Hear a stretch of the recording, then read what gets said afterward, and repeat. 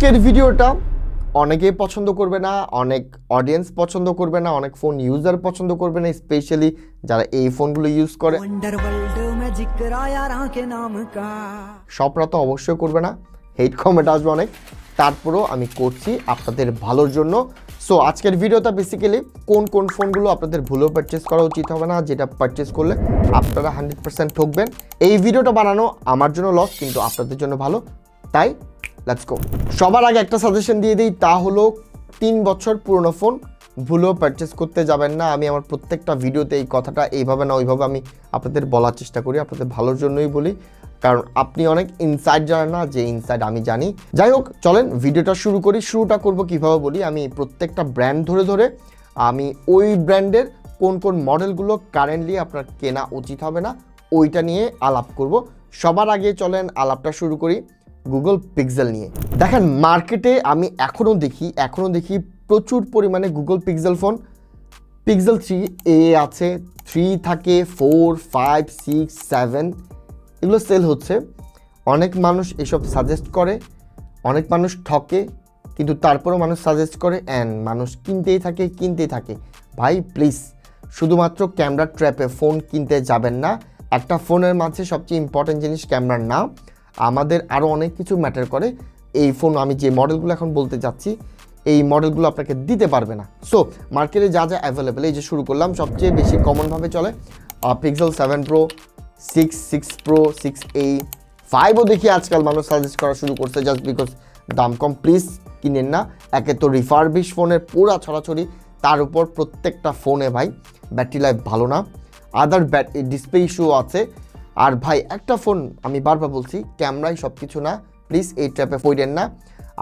আপনার মনে হতে পারে পিক্সেল 7 Proর ক্যামেরা খুবই ভালো, খুবই অসাধারণ, এই বাজেট সেগমেন্ট আমি আর ফোনই কিনতে পারবো না। ভাই পিক্সেল 7 কত, 7 Pro সেকেন্ড হ্যান্ড মার্কেটে মেবি 30-35 হাজার টাকা। ওই রেঞ্জে আপনি Motorola H60 Pro দেখেন, অথবা Honor 200 দেখেন, অথবা Nothing Phone 3a Pro দেখেন, কাছাকাছি নেন, দেখবেন ইয়াস 7 Pro ব্যাটার। আমি বলছি না এগুলোই ব্যাটার, তবে 7 Pro ব্যাটার।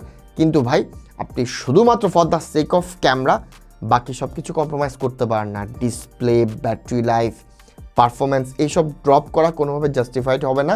আপনার টাকা যদিও আপনি কী করবেন, জাহান্নামে যাবেন না কি যাবেন, ইটস আপ টু ইউ। তবে আমার suggestion, please don't do that. Pixel 7 Pro তো বললাম, অ্যান্ড নিচেরগুলো ভুলো না ভাই। আমি 7 Proকে যেখানে খারাপ বলতেছি, এই সোজা মানে হলো বাকিগুলো আরও খারাপ। চলেন এবার আলাপটা করব আইফোন নিয়ে। দেখেন, সেকেন্ড হ্যান্ড মার্কেটে সবচেয়ে বেশি সেল হয় আইফোন, সবচেয়ে বেশি সেল হয় আইফোন। আর ভাই আইফোন, ট্রাস্ট মি, আমার এই কথাটা শুধুমাত্র দোকানদাররা রিলেট করতে পারবে এবং অ্যাগ্রি করবে, কিন্তু কমেন্ট অ্যাগ্রি করতে আসবে না।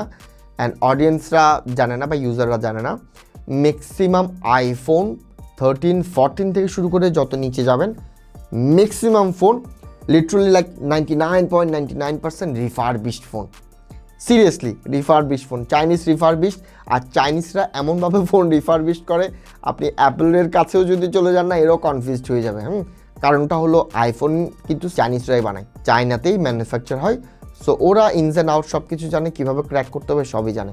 আর বাংলাদেশে সব কিছু কিন্তু চাইনিজ ম্যানুফ্যাকচার বা রিফারবিশড ফোন আপনি পসিবলি ইউজ করতেছেন সেকেন্ড হ্যান্ড, যদি আপনি আইফোন 13 বা এর বিলো কিনেন। সো আমার সাজেশনটা খুব কড়াভাবেই আমি দিচ্ছি, তা হলো আইফোন 13 বা এর নিচে ফোন নেবেন না। আইফোন 13কে আমি খারাপ বলছি না, আমাকে যদি এখনও 40,000 টাকা বাজেট বা 45,000 টাকা বাজেটের মাঝে বেস্ট ক্যামেরা, যেখানে ভিডিওটা সবচেয়ে বেটার হবে, আমি কিন্তু আইফোন 13 এখনও সাজেস্ট করি।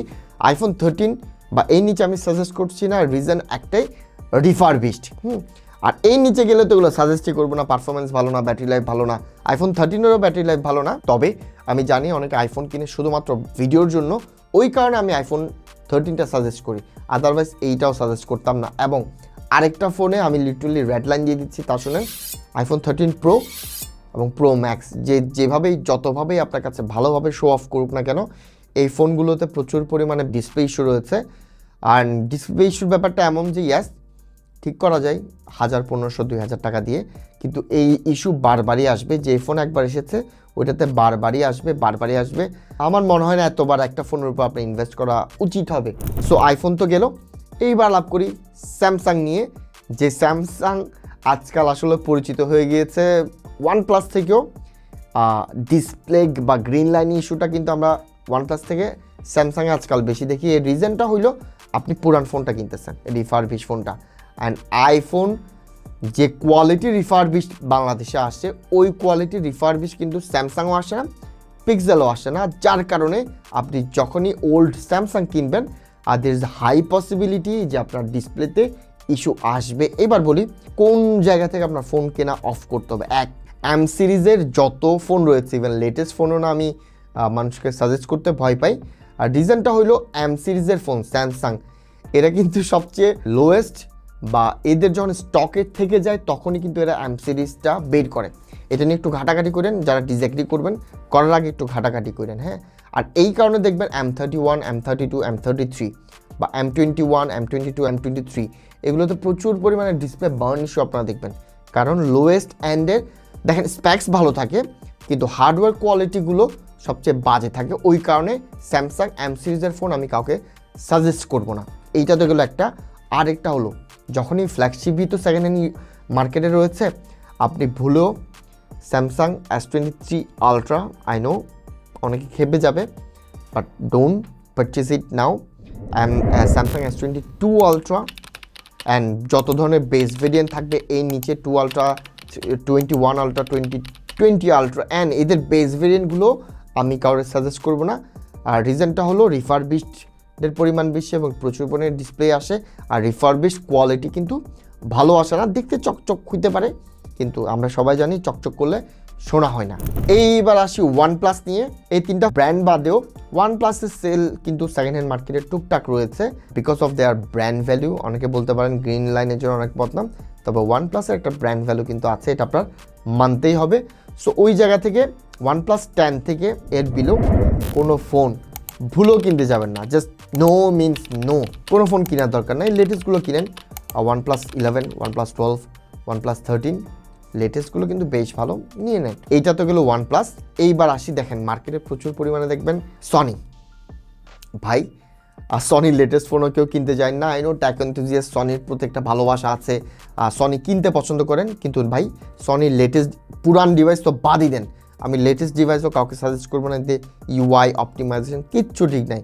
যদিও ওরা ক্যামেরাটা সবাই সাপ্লাই করে কিন্তু তাদের ক্যামেরা কোয়ালিটি ভালো না। অনেক নতুন নতুন ট্যাগ তারা নিয়ে আসে, বাট এগুলো কোয়ালিটি ভালো আসে না। ইট মে সাউন্ডস হার্শ, বাট এটাই সত্য। আপনি মানেন বা না মানেন, স্যাড বাট ট্রু, এটাই সত্য।